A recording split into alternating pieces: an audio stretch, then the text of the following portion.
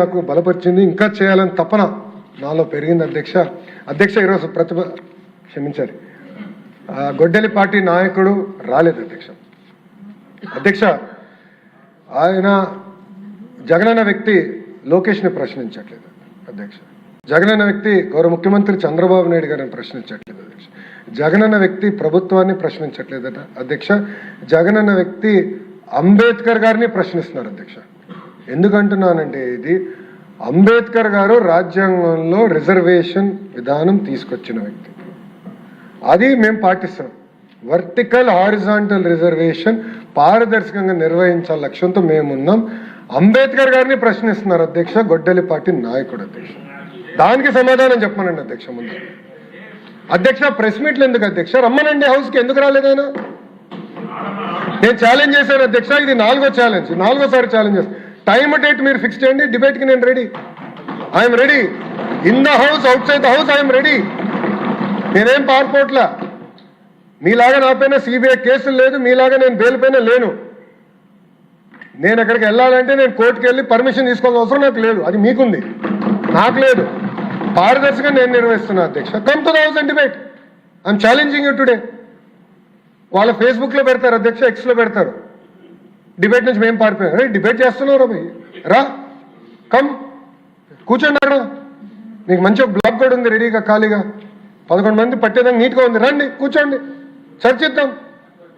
సలహాలు సూచనలు ఉంటే ఇవ్వండి, విల్ టేక్ ఇట్ అప్. అంతేగాని అంబేద్కర్ గారు రాసిన రాజ్యాంగం మటుకు మీరు ప్రశ్నిస్తే ఒప్పుకునేందుకు మేము సిద్ధంగా లేం. తప్పనిసరిగా పారదర్శకంగా మేము నిర్వహిస్తాం.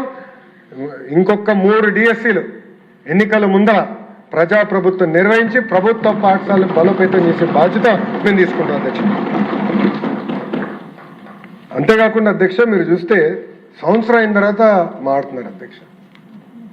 మొత్తం ప్రోగ్రామ్ అయిపోయింది, టీచర్లు ట్రైనింగ్ అయిపోయింది, అంతా అయిన తర్వాత సంవత్సరం తర్వాత వచ్చి ఇప్పుడు ఏదో అవకతవకలు జరిగినాయి. అంటే ఎక్కడో కాక్రోచ్ జనతా పార్టీ యాజిటేషన్ చేసింది, అది ఆదర్శంగా తీసుకుందాం. మేము కూడా ఆయన అన్నాడు కదా, నేను కూడా ఒక కాక్రోచ్ అని ఆయన అన్నాడు. ఆయన కాక్రోచ్ అంట. రమ్మనండి, రమ్మని చెప్పండి హౌస్కి, వీఆర్ రెడీ టు డిబేట్. సలహా సూచనలు ఇవ్వండి, సిస్టమ్ని ఇంకా స్ట్రెంథెన్ చేస్తాం. అంతేగాని 3 గంటలు ప్రెస్ మీట్ పెట్టి మేమైతే సిద్ధంగా లేము. చాలా స్పష్టంగా సమాధానం చెప్పేదానికి మేము సిద్ధంగా ఉన్నాం. నేను మళ్ళీ ఛాలెంజ్ చేస్తున్నా, come to the house, come set. ఇంకో 3 రోజులు ఉంది, ఈ రోజు కలిపితే 4 రోజులు ఉంది, రండి హౌస్కి రండి. ఆయన ఇంకా బెంగళూరులో ఉన్నట్టున్నాడు అధ్యక్ష, ఇంకా వచ్చినట్లేడు తాడేపల్లికి, ఇంకా బెంగళూరులోనే ఉన్నాడు ఆయన. మళ్ళీ ప్రత్యేక విమానం తీసుకుని రావాలి. ఆయన వస్తే వీఆర్ రెడీ టు ఆన్సర్ అధ్యక్ష, దాంట్లో ఎలాంటి సందేహం లేదు అధ్యక్ష. అధ్యక్ష గౌరవ సభ్యులు ఒక విషయం కూడా తెలుసుకోవాలి అధ్యక్ష. 2019 నుంచి 24 వరకు సుమారుగా 12 లక్షల మంది పిల్లలు ప్రభుత్వ పాఠశాలల నుంచి ప్రైవేట్ పాఠశాలకు వెళ్ళిపోయారు అధ్యక్ష. ఎందుకంటే టీచర్ లేరు, టీచర్ నియామకం లేదు. దానివల్ల చాలా తీవ్రంగా నష్టపోయింది నిరుపేద కుటుంబాల అధ్యక్ష. అందుకే అధ్యక్ష ఉపాధ్యాయులకి మేము పెద్దపీట వేస్తున్నాం, ఉపాధ్యాయుల్ని మేము మనస్ఫూర్తిగా గౌరవిస్తున్నాం, ఉపాధ్యాయుల దగ్గర నుంచి సలహాలు సూచనలు తీసుకుంటున్నాం. బెస్ట్ టీచర్ని నేను నెలకొకరిని కలుస్తున్నా. రేపు క్లస్టర్ మీటింగ్ ఉంటే 22వ తారీఖు విజయనగరం జిల్లా కూడా వెళ్తున్నా. క్లస్టర్ మీటింగ్లో నేను పాల్గొంటున్నా. డైరెక్ట్గా వాళ్ళ దగ్గర నుంచి ఫీడ్బ్యాక్ తీసుకోవాలి లక్ష్యంతో పనిచేస్తున్నా. ఆల్రెడీ కొంతమంది బెస్ట్ టీచర్స్ సగం మంది సింగపూర్ కూడా వెళ్ళొచ్చారు. వెళ్ళొచ్చిన తర్వాత వాళ్ళు తిప్పి నాకు ప్రెజెంటేషన్ కూడా చేశారు, అక్కడ ఏం నేర్చుకున్నారు, ఏం మనం అమలు చేయొచ్చు అని. ఇప్పుడు ఇంకో సెట్ ఫిన్లాండ్కి పంపించాడు, ఇంకో సెట్ ఆఫ్ టీచర్స్ ఫిన్లాండ్కి వెళ్ళారు. ఇన్ఫాక్ట్ కమిషనర్ గారు కూడా వెళ్ళాల్సిన అవసరం ఉంది, కానీ డిఎస్సీ పైన డిస్కషన్ ఉంటుంది, మీరు ఉండండి అని నేను రిక్వెస్ట్ చేశాను. అంటే మేడం గారు కూడా ఫిన్లాండ్కి వెళ్ళి ఫిన్లాండ్ మోడల్ ఆఫ్ ఎడ్యుకేషన్ నుంచి మనం ఏం నేర్చుకోవచ్చు, అది ప్రభుత్వ పాఠశాలలో ఎలా అమలు చేయాలి అని దానిపైన కూడా చాలా సీరియస్గా తీసుకుంటున్నాం అధ్యక్ష. అట్లా ఒక పారదర్శకంగా మేము నిర్వహిస్తున్నాం అధ్యక్ష. అధ్యక్ష కుంభకోణాలు అనేది వాళ్ళకి, ఆ వ్యక్తికి, జగనన్న వ్యక్తికి, ఆ కుటుంబానికి పేటెంట్ అధ్యక్ష, వాళ్ళ పేటెంట్ అధ్యక్ష. ఎందుకంటే డిఎస్సిలో కూడా గతంలో ఆనాడు రాజశేఖర రెడ్డి గారు ముఖ్యమంత్రిగా ఉన్నప్పుడు డిఎస్సి ఇట్లనే వాళ్ళు సరిగా నిర్వహించకుండా లీక్ అయింది అధ్యక్ష పేపర్. ఆనాడు అధ్యక్ష రవీంద్రనాథ్ రెడ్డి గారు వాళ్ళ మేనమామనే ఈ స్కామ్ చేసి ఓఎంఆర్ షీట్స్ అని హైదరాబాద్ తీసుకెళ్లారు అధ్యక్ష. హైదరాబాద్లో చేద్దాం డిఎస్సిని మొత్తం వాళ్ళ మనుషులకి ఇద్దామని. అప్పుడు ఆనాడు తెలుగుదేశం పార్టీ ప్రతిపక్షంలో ఉన్నప్పుడు పెద్ద ఎత్తున గౌరవ సభ్యులందరూ పోరాడితే డిఎస్సిని ఏకంగా ఆనాడు క్యాన్సిల్ చేశారు అధ్యక్ష. అలాంటి పరిస్థితి వాళ్ళు తీసుకొచ్చారు అధ్యక్ష. అది వాళ్ళకి పేటెంట్ అధ్యక్ష. 1,80,000 మంది టీచర్ పోస్టులు భర్తీ చేసిన పేటెంట్ తెలుగుదేశం పార్టీ అధ్యక్ష. డిఎస్సి మా పేటెంట్. పారదర్శకంగా నిర్వహిస్తాం.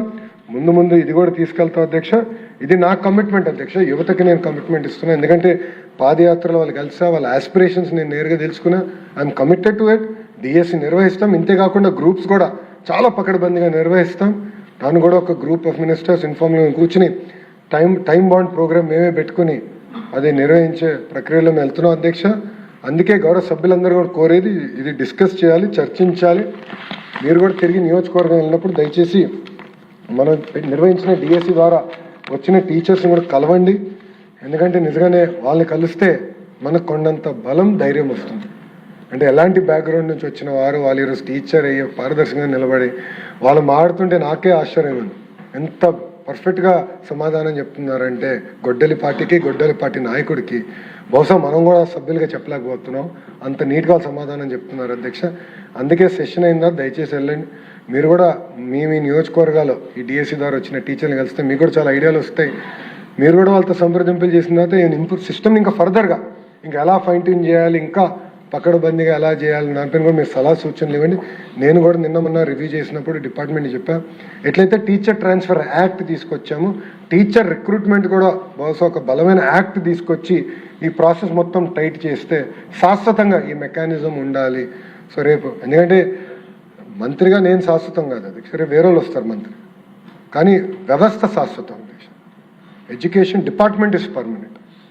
వ్యవస్థ శాశ్వతంగా ఉండాలన్నప్పుడు 100 సంవత్సరాలు ఈ వ్యవస్థ ముందరికి వెళ్ళాలంటే మెకానిజం కూడా బలోపేతం చేయాల్సిన అవసరం ఉంది అధ్యక్ష. అందుకే మేము అది కూడా డిస్కస్ చేస్తున్నాం. టీచర్ ట్రాన్స్ఫర్ యాక్ట్ ఎట్లయితే చేసాం అదేవిధంగా టీచర్ రిక్రూట్మెంట్ కూడా ఒక అద్భుతమైన యాక్ట్ తీసుకొస్తే బాగుంటుందని కూడా మేము చర్చిస్తున్నాం అధ్యక్ష. కానీ ఏది ఏమైనా పారదర్శకంగా డిఎస్సి నిర్వహించాం. రాబోయే 3 ఎన్నికల ముందర రాబోయే 3 డిఎస్సీలు కూడా పారదర్శకంగా నిర్వహించి యువతకి ఉద్యోగాలు ఉపాధి కల్పిస్తాం. అంతేకాకుండా ప్రభుత్వ పాఠశాలలు బలోపేతం చేస్తాం అధ్యక్ష. ఇదే హౌస్లో ఇదే సీట్లో నేను ఆనాడు హామీ ఇచ్చాను. అందరూ చూస్తూ ఉంటారు, త్వరలో వస్తుంది ప్రభుత్వ పాఠశాలల్లో నో అడ్మిషన్స్ ఫుల్ ఉంటుందని ఆనాడు నేను హామీ ఇచ్చాను అధ్యక్ష. ఈరోజు నేను గర్వంగా చెప్తున్నాను అధ్యక్ష. 1,10,000 మంది పిల్లలు ప్రైవేట్ స్కూల్ నుంచి ప్రభుత్వ పాఠశాలలకు ఈ సంవత్సరం అడ్మిషన్ తీసుకున్నారు అధ్యక్ష. అది ప్రజాప్రభుత్వానికి ఉన్న చిత్తశుద్ధి అధ్యక్ష. మా నియోజకవర్గం మంగళగిరి నియోజకవర్గంలో నిడమరు స్కూల్ని నేను స్వయంగా దత్తత తీసుకున్నా అధ్యక్ష. ఒక ఇంటర్నేషనల్ స్కూల్ ఏర్పాటు చేయాలని నిర్ణయం తీసుకుని రీవ్యాంప్ చేసాం. స్కూల్ ఇన్ఫ్రాస్ట్రక్చర్ రీవ్యాంప్ చేసాం అధ్యక్ష. ఏదో కార్యక్రమానికి మంగళగిరికి వెళ్ళారు అధ్యక్ష. ఒక తల్లి వచ్చి నాతో గొడవ పెట్టుకున్నది, గట్టిగా అరుస్తుంది అధ్యక్ష. నాకు పాప ఉంది, పాపకి అడ్మిషన్ కావాలి. జనరల్గా ఏమనుకున్నానంటే ఏదో ప్రైవేట్ స్కూల్లోనే ఇక్కడ అడ్మిషన్ కావాలంటున్నాను. లేదు, నిడమరులో కావాలి అడ్మిషన్, నువ్వు ఫోన్ చేసి చెప్పే హెచ్ఎంకి ఇస్తుంది కదా అని. మన తల్లి హెచ్ఎం గారు నేను చెప్పిన హిందూ మేడం గారు చాలా స్ట్రిక్ట్ మేడం, ఎగ్జామ్ రాయాల్సిందే మీ పాప. నిడమరు స్కూల్కి ఎగ్జామ్స్ పెడుతున్నారు అధ్యక్ష. ప్రభుత్వ పాఠశాలలోకి పిల్లలు తీసుకున్నా ఎగ్జామ్స్ నిర్వహిస్తున్నారు అధ్యక్ష. చాలామంది నియోజకవర్గాలు మారి మా నియోజకవర్గానికి వచ్చి ఈరోజు ఆధార్ ఇక్కడిది పెట్టుకుని అప్లై చేస్తున్నారు అధ్యక్ష అడ్మిషన్. ఇది అమెరికాలో చూసేవాళ్ళు అధ్యక్ష. School district concept. ఒక మంచి స్కూల్ ఉన్న డిస్ట్రిక్ట్ ఉంటే తల్లిదండ్రులు ఆ డిస్ట్రిక్ట్కి వెళ్తారు, అంటే ఆ ఏరియాకి వెళ్ళి ఉంటారు అధ్యక్ష. అది స్కూల్ డిస్ట్రిక్ట్ కాన్సెప్ట్. ఆ కాన్సెప్ట్ ఇప్పుడు కనపడుతుంది అధ్యక్ష. గౌరవ మంత్రి గారు నారాయణ గారు కూడా ఇట్లానే 2 స్కూల్స్ దత్తత తీసుకున్నారు, అద్భుతంగా చేశారు. గంటా శ్రీనివాసరావు గారు ఒక స్కూల్ దత్తత తీసుకున్నారు, అద్భుతంగా చేశారు అధ్యక్ష. మీరు కూడా అనేక స్కూల్స్లో కంప్యూటర్ ల్యాబ్స్ మీరు ఏర్పాటు చేశారు. ఇక్కడున్న గౌరవ సభ్యులందరూ కూడా చాలా అద్భుతంగా సొంతంగా దత్తత తీసుకుని స్కూల్స్ని ఒక ప్యాషన్గా స్కూల్స్ అన్ని తయారు చేస్తున్నారు అధ్యక్ష. నా లక్ష్యం ఒకటే, అన్ని ప్రభుత్వ పాఠశాల ప్రైమరీ అవ్వచ్చు, హై స్కూల్ అవ్వచ్చు, ఏ రోజైతే అన్ని ప్రభుత్వ పాఠశాలలో నో అడ్మిషన్స్ హౌస్ఫుల్ అని బోర్డు ఉంటుందో ఆ రోజు I believe have done justice to school education system in the state of Andhra Pradesh అధ్యక్ష. సో ఒక పట్టుదల, ఒక కమిట్మెంట్తో విద్యా వ్యవస్థను నేను ముందలు తీసుకెళ్తున్నా అధ్యక్ష. అది డిఎస్సి కూడా అదే విధానంగా తీసుకెళ్తాను అధ్యక్ష. ఎలాంటి లోటుపాట్లు లేవు, ఉండబోవు కూడా. చాలా పారదర్శకంగా నిర్వహిస్తాను అధ్యక్ష. ఎందుకంటే గౌరవ ముఖ్యమంత్రి గారు నాకు చాలా స్పష్టంగా చెప్పారు, కేవలం భారతదేశంలో కాదు ప్రపంచంలో ఉన్న అన్ని సిస్టమ్స్ మీరు స్టడీ చేయండి, పర్ఫెక్ట్గా చేయాలి. ఎక్కడ కానీ నాకు ఒక్క కంప్లైంట్ వస్తే మటుకు నేను నిన్ను వదిలిపెట్టాను. నేను చాలా స్పష్టంగా ఏ రోజైతే నన్ను మంత్రి చేశారో ఆ రోజే నాకు ఆయన వార్నింగ్, స్వీట్ వార్నింగ్ ఇచ్చి నాకు ఈ శాఖ కేటాయించారు అధ్యక్ష. అది నేను చాలా సీరియస్ వార్నింగ్గా తీసుకుంటాను అధ్యక్ష. ఆయనకి స్వీట్గా ఉండొచ్చు, నాకు సీరియస్గా ఉంటుంది అధ్యక్ష. చాలా సీరియస్గా తీసుకుని నేను ప్రతిసారి రివ్యూ చేస్తాను అధ్యక్ష. సో నేను యువత కూడా చెప్పేది ఒకటే, ప్రిపేర్ అవ్వండి. మళ్ళీ డిఎస్సి వస్తుంది, కలిసికట్టుగా ప్రభుత్వ పాఠశాలని అందరం బలోపేతం చేద్దామని ఈ సభ తరపున ప్రజలందరూ తెలియజేసుకుంటూ నాకు ఇంత అద్భుతమైన అవకాశం ఇచ్చిన చైర్కి నా హృదయపూర్వక ధన్యవాదాలు తెలియజేసుకుంటూ సెలవు తీసుకుంటాను.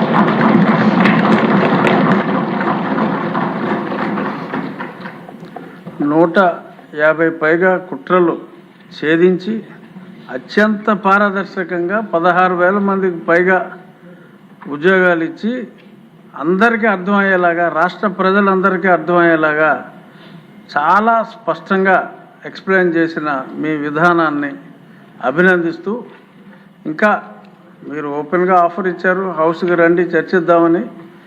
ఒకసారి ఇది చూస్తే ఇంకా చర్చించవలసిన అవసరం రాదు అని నేను అనుకుంటున్నా. ఎవరికి కూడా మరొకసారి మిమ్మల్ని అభినందిస్తూ, దీనిపై గౌరవ మంత్రి గారు మాట్లాడిన దాని మీద కొందరు అభిప్రాయం కూడా వెలువచ్చుతారు. ముందుగా మద్దిపాటి వెంకటరావు గారు. ధన్యవాదాలు అధ్యక్ష, నాకు ఇంత గొప్పటి అవకాశాన్ని ఇచ్చినందుకు. గౌరవ మంత్రి గారికి కూడా ధన్యవాదాలు అధ్యక్ష. ఎందుకంటే ఇంత పారదర్శకంగా ఒక రూపకల్పన చేసి ఇంత పెద్ద ఎత్తున